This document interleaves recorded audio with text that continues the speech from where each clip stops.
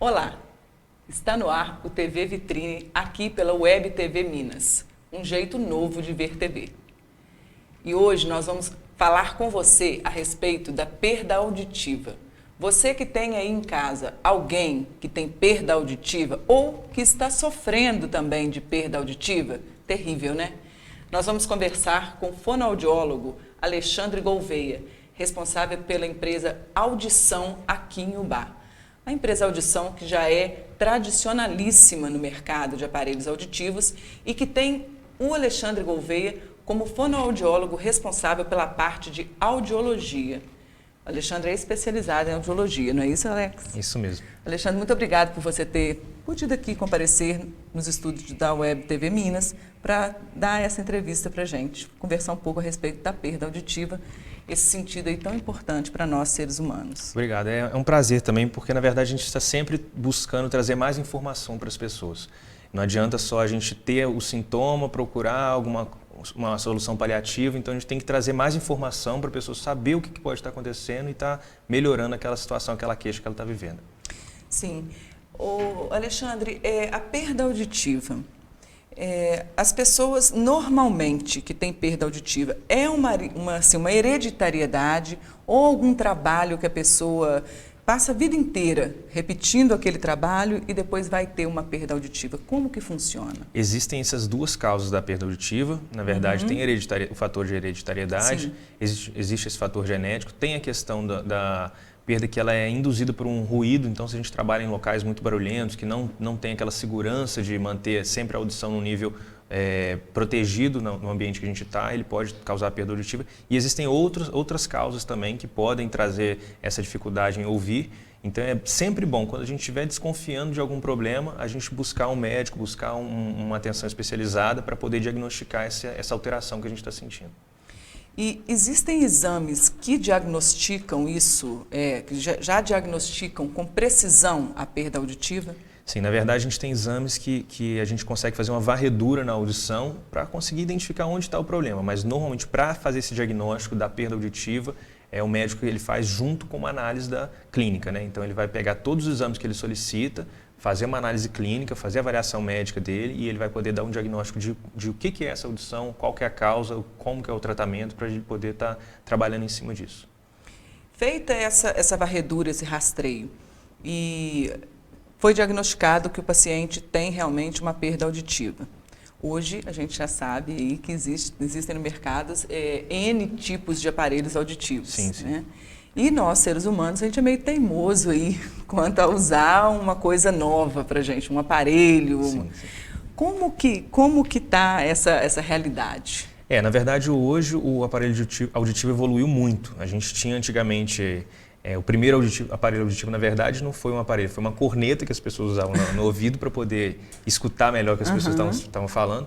E a gente evoluiu para um processo mecânico, então já existiam alguns aparelhos de bolso, então era como se fosse um radinho que a gente usava no bolso, vinha um fio e ficava uma peça grande no ouvido para jogar esse som amplificado para a pessoa.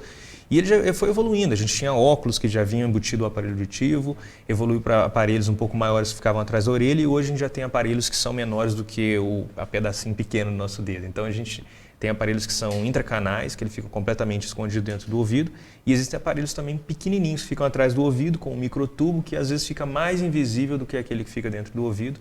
Então é importante hoje as pessoas saberem que existem aparelhos muito discretos, que não afetam em nada a nossa estética, o que a gente quer fazer, o que a gente quer, se a gente quiser sair. O único problema que a gente ainda batalha um pouquinho e tem alguns avanços já na área é a questão de molhar o aparelho. Fora isso, a gente pode usar o aparelho em praticamente todas as situações. Inclusive, a gente conversando assim off, você já até me disse que costuma atender o paciente com o aparelho para quebrar esse paradigma aí da utilização do aparelho pela questão mesmo de estética, né? Isso. Que nem deveria ser a mais importante, mas o ser humano, isso é uma coisa natural da gente, né? Você costuma atender e o paciente nem observar que você está de aparelho. Na verdade, todo mundo hoje só vai conseguir ver o aparelho se for um aparelho menos discreto, aquele aparelho grande que a gente já está acostumado. E o aparelho ele costumava durar 10 anos, 12 anos, então a gente tem pessoas aí que colocaram o aparelho em 2000, 2005, 2010 e colocaram aquele aparelho grande, Só que hoje a gente já tem aparelhos minúsculos, então a pessoa não vai ver esse aparelho. Então hoje a percepção maior está nos aparelhos maiores mesmo. Os aparelhos pequenininhos, tem gente que está usando aí, um amigo seu, um colega seu de trabalho, que você nem sabe que ele usa o aparelho. Porque isso faz parte mesmo já de um conceito. Isso. Né, que nem deveria existir, que o maior ganho que a pessoa tem, se tem alguma perda auditiva, é a audição. Normalmente a gente tenta conversar isso com o cliente, com o paciente, que a questão estética, ela, na verdade, deve ficar em segundo plano. Sim. É claro que a gente dá uma importância para aquilo, se o paciente exige, às vezes, uma questão de um aparelho menorzinho, a gente vai dar maior atenção para aquilo, claro, e vai oferecer aquela opção para ele, mas principalmente a gente quer que ele volte a escutar, volte a compreender bem. Que as pessoas, elas às vezes conseguem ouvir os sons, mas elas não conseguem compreender. Então essa compreensão aí, para ela ser trabalhada, assim que a gente detecta qualquer alteração, qualquer dificuldade em ouvir, a gente tem que correr para o médico para fazer um diagnóstico e verificar o que é necessário, o que é possível se fazer para melhorar a audição da pessoa. Quanto à detecção da perda auditiva, a gente consegue detectar que está perdendo a audição ou alguém tem que fazer isso pela gente? Existem algumas pessoas que são mais sensíveis que elas conseguem fazer essa percepção. A gente vai ver que músicos, normalmente, eles chegam para a gente e falam, não, eu acho que eu estou perdendo um pouco da minha audição. As pessoas que são mais atentas a detalhes, elas vão perceber isso com maior facilidade. Mas tem pessoas que não, que passam despercebido e que ela consegue levar essa perda auditiva aí até a perda atingir um nível que é o nível da nossa voz. Quando a perda atinge esse nível, aí que a pessoa começa a perceber que ela está tendo que perguntar várias vezes, pedir para a pessoa repetir, fazer a leitura labial. Então, na verdade, quem começa a perceber, normalmente é o parceiro, uma pessoa da família, que vai perceber que agora a voz tem que ficar um pouco mais alta, tem que repetir um pouco algumas vezes para a pessoa compreender. A televisão passa a ficar mais alta também. Em cima dessa percepção que ele tenta buscar uma avaliação e detectar o que está acontecendo. É o famoso, assim, quando a pessoa começa a colocar muito em no vocabulário, né? Em. Isso aí a família básico, percebe, é normal. Né? A própria pessoa às vezes não percebe, porque é um movimento automático. Tanto da leitura labial quanto do do perguntar o quê, pedir para a pessoa repetir. Mas a longo prazo isso pode trazer algumas dificuldades maiores para a pessoa, então é importante que a partir de qualquer momento, se a pessoa perceber ou se alguém perceber, já leva no médico, começa a fazer algumas pesquisas para avaliar isso e ver onde que está a causa dessa necessidade de estar sempre se perguntando o quê ou fazendo a leitura labial. Sim. E você também, a gente já esteve conversando, a respeito dos testes. Existem testes também para os bebês. Sim. Esses testes, porque existem os testes, né, tanto em outras áreas, quanto o teste na área da fonoaudiologia, né, que é o teste chamado teste da orelhinha. Ele é um teste pago ou ele existe, a mãe tem o direito de fazer o teste no bebê? Não, esse teste ele é gratuito, normalmente na maternidade o bebê já consegue fazer. Se ele precisar fazer o reteste, ele também pode voltar lá para fazer um reteste. E é super indicado, não dói, as mães às vezes chegam com medo de furar a orelha do bebê, mas não tem que furar nada, é simplesmente um fone de ouvido que a gente coloca no ouvido do bebê e ele pode fazer o exame dormindo, ele não acorda durante o exame. Sim. Ele pode fazer o exame mamando, às vezes a gente precisa do bebê paradinho, sem mexer a cabeça, então assim que ele puder fazer o exame, 1 semana, 2 semanas, 1 mês, até 3 meses é o indicado, mas a gente chega a fazer com mais idade também, a partir do momento que a gente tem uma desconfiança de que pode ter a perda auditiva. E com mais idade, por exemplo, assim, uma criança de 2, 3 anos, vocês conseguem diagnosticar também? Existem alguns testes a serem feitos, tem um teste que se chama PAET, que é um potencial auditivo evocado. Ele, dependendo da criança, se a criança fica quietinha, a gente consegue fazer o exame tranquilo. Se a criança é muito agitada ou tem alguma desordem, ela não consegue ficar parada, aí normalmente ceda a criança para poder fazer esse teste e verificar se tem ou não a perda auditiva. Hoje vê-se muito mães, professoras, diretoras de colégio e até nós também na sociedade, a gente ouve muito falar do déficit de transtorno de atenção. Sim. E que também está muito ligado à perda da audição. Sim. É muito encaminhado para vocês, fonoaudiólogos? Na verdade, para você fazer um diagnóstico de que a criança tem uma dificuldade de prestar atenção ou hiperatividade, a gente tem que fazer um exame de audiometria para a gente verificar como é que está a audição dessa criança. Porque se a criança não escuta bem, como é que ela vai conseguir prestar atenção? Como é que ela vai focar em uma coisa só, se ela está tendo uma dificuldade de compreender, de ouvir, de participar de uma conversa. Então, ela acaba perdendo um foco muito facilmente por conta da perda auditiva. Então, para ter um diagnóstico diferencial aí de realmente do TDAH, ela tem que fazer uma audiometria, um exame audiológico para verificar se ela não tem uma perda auditiva. A respeito, vamos fazer aqui uma comparação. Sim. Homem-mulher, né? Qual que seria, assim, que nas outras áreas também, nas outras especialidades da saúde, da medicina, observa-se que a mulher busca mais a prevenção e os cuidados com a saúde. Na área da fonoaudiologia, qual seria essa porcentagem? Quantas mulheres procuram mais vocês de forma preventiva e que dá para tratar e colocar o aparelho de uma forma que a pessoa fique mais com a audição estabilizada mais a tempo? O homem ou a mulher? Normalmente a mulher ela busca primeiro uma ajuda. Apesar de que essa ajuda, quando a pessoa vai buscar, se ela não tem essa sensibilidade, essa percepção de que ela está perdendo, quem vai apontar isso é quem está próximo. Então, a gente vê muitos homens que vão buscar em função da mulher estar cutucando. Olha, eu estou achando que você está precisando aumentar muito a televisão, ou eu estou ligando para cá e eu vou falar com você pelo telefone. O telefone tem uma qualidade de som inferior a gente ao vivo, né? A gente frente a frente, e não tem como fazer leitura labial. Então, naquela situação mais difícil, a pessoa passa a ter uma dificuldade maior também de compreender. E aí a mulher percebe isso, então já dá um puxão de orelha, vão no médico, e acaba que a maioria dos casos que aparecem para a gente de indicação de aparelho auditivo é alguém que percebeu, não é a própria pessoa que percebe, não. Isso acaba passando despercebido mesmo. Sim. Eu gosto de falar isso porque ano passado, ao fazer o Novembro Azul, nós nos deparamos aí com um quadro colocado pelo urologista Dr. Ibrahim Jacó Filho, que falou que, não todos, mas a maioria dos pacientes que chegam já é para poder tratar preventivamente, chegam porque foram, como você disse aí bem colocado, né, alertados pelas mulheres ou filhas ou sobrinhas, ou alguma mulher tem participação no tratamento do homem quanto ao câncer de próstata, que é a campanha do Novembro Azul e que nós vamos fazer aqui na Web TV Minas, se Deus quiser. Então, assim, o papel da mulher realmente é muito fundamental, porque a gente já tem dentro da gente mesmo essa coisa do cuidar, né? Por isso que eu gosto sempre de perguntar, a gente tem esse ponto mesmo aí do cuidar, do alerta, do estar sempre ligado na saúde mesmo. A respeito dos aparelhos, eu observo assim que, por exemplo, tem sempre congressos fora do país, que inclusive com a audição está sempre presente. Existe diferença hoje nos aparelhos que a gente tem aqui na nossa cidade para os de fora, ou vocês trazem? Não, ainda não existem aparelhos fabricados no Brasil, existem em nível de pesquisa. Então, normalmente os aparelhos vendidos no Brasil são trazidos de fora. Então, são diversos países, tanto na Europa quanto na América do Norte, a gente traz bastante coisa.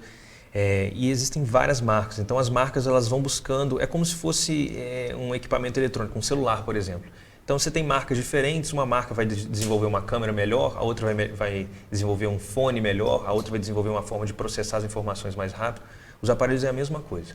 Então no aparelho auditivo tem empresa que ela foca na descrição, tem empresa que foca na qualidade do som, tem empresa que vai focar na forma de montar o aparelho, na praticidade de colocar o aparelho. Então, cada empresa tem é pioneira numa tecnologia e que, aos poucos, as outras empresas também vão abordando aquele ponto e não tem muita diferença entre uma empresa e outra, não. Tirando esses pontos que elas vão desenvolvendo específicos e os aparelhos que são lançados no exterior, a gente só tem uma demora um pouquinho em função da Anvisa fazer o registro deles. Assim que eles são liberados pela Anvisa, eles são liberados aqui no Brasil também. Em torno de 6 meses, pode chegar a 1 ano, mas em torno de 6 meses os aparelhos que são lançados no exterior já estão aqui também. E a colocação desses aparelhos? Vocês explicam também para o paciente? Isso. Normalmente o paciente que tem uma dificuldade em colocar o aparelho, a gente orienta, a gente tem várias sessões. Quando a pessoa compra o aparelho, ela não precisa pagar por uma consulta. Ela pode voltar quantas vezes ela precisar. Isso é orientado. Normalmente, com 1 semana, a pessoa que não tem uma dificuldade visual, uma dificuldade motora, ela já consegue colocar e tirar o aparelho tranquilamente. Mas se ela precisar de mais tempo, mais voltas, mais retornos à nossa loja, nossa clínica, ela pode voltar e a gente está sempre pronto para ajudar com algumas dicas. Então, na verdade, a pessoa nunca percebeu que a posição do aparelho seria melhor para ela colocar se ela virasse a mão um pouco mais para a direita. Então, a gente percebe isso, dá essa dica e a partir dali deslancha. A pessoa cria essa autonomia de poder tirar e colocar o aparelho quando ela quiser, quando ela precisar. E a melhora, existe uma melhora assim, considerável nessa colocação do aparelho? Até quanto que a pessoa pode esperar ou isso é individual? Não, é individual, mas em torno de um mês a pessoa já se habituou com o aparelho de colocar e esquecer e entrar no banho, que é um grande problema, que os aparelhos ainda, a maioria dos aparelhos não tem essa questão de resistência à água, então a pessoa coloca o aparelho e esquece que está com o aparelho. E aí vai tomar um banho. Que bom, hein? Isso aí, essa adaptação ela acontece muito rápido. A adaptação ao som ela pode demorar um pouquinho mais, mas com um mês também a pessoa já está acostumada, ela já gosta de usar o aparelho, já sente o benefício que o aparelho está trazendo. Então um mês é o ideal mesmo. Que bom, a gente, né, espera às vezes um pouco mais, né? Um sentido tão importante, né, a pessoa poder ouvir de novo, ou se nunca ouviu, existe a possibilidade de ouvir, isso também é uma curiosidade que eu tenho, assim, uma vontade de saber. Na verdade, quem nunca ouviu e volta a ouvir, para ele é um sentido totalmente novo. É como se a gente pensasse que a gente nunca enxergou na vida, a gente abriu o olho e a gente vai ver um ventilador, a gente não sabia o formato daquilo, né? A gente tinha o formato do toque, mas não o formato visual. Então a audição ela precisa a pessoa já precisa trabalhar essa questão de que ela vai voltar a ouvir para ela poder, quando voltar a ouvir, ter uma noção do que é o som e aquilo ali já ser alguma pista. Normalmente ele coloca um aparelho auditivo antes, faz alguns testes e treinamentos com fonoaudiólogo, com psicólogo para poder estar propenso a voltar a ouvir de novo. Mas são casos comuns em bebês. Então o bebê não tem essa questão de privação da audição. Ele já nasceu sem ouvir, então na hora que ele vai colocar um aparelho, ele vai colocar o ouvido biônico, que a gente chama que é o implante coclear, ele coloca aquele aparelho, ele volta a ouvir, na verdade ele começa a ouvir. Então o cérebro está começando, faz todo o processo com um pouco mais de atraso. Então o fonoaudiólogo, o psicólogo é importante ali para ajudar ele a chegar no mesmo nível das outras pessoas que nasceram ouvintes. Mas ele volta a ouvir normalmente, vai frequentar a faculdade, vai fazer tudo que uma pessoa que tem audição considerada normal, ele faz também. Que bom. E é bom saber que vocês estão aí estudando e se especializando e buscando cada dia estar mais aptos, né, a nos auxiliar.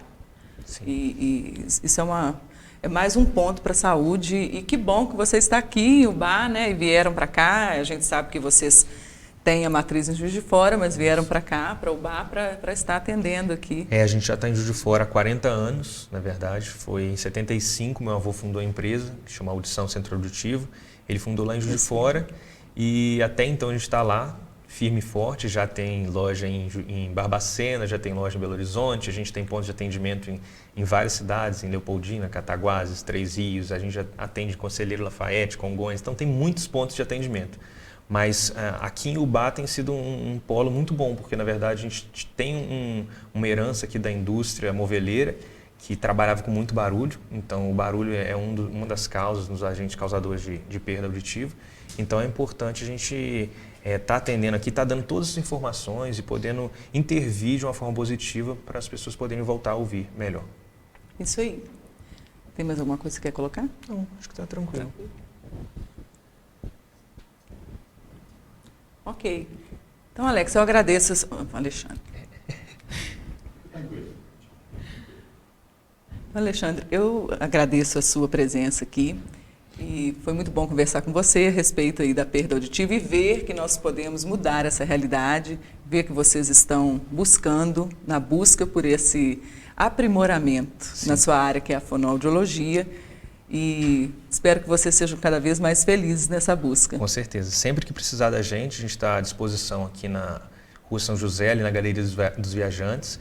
A nossa loja é ali. Sempre que precisar, pode ir lá marcar uma consulta. A gente tem fonoaudiólogos especializados nessa área de aparelho auditivo. E sempre que perceber qualquer problema, procurar um médico para avaliar, detectar e diagnosticar isso, para saber qual a melhor forma de ser tratado. Muito importante. E o TV Vitrine, a gente está aqui numa forma de aproximar o profissional de saúde até a população, sempre nessa forma e nesse contexto educativo. Semana que vem a gente volta aqui pela Web TV Minas com mais um TV Vitrine para você.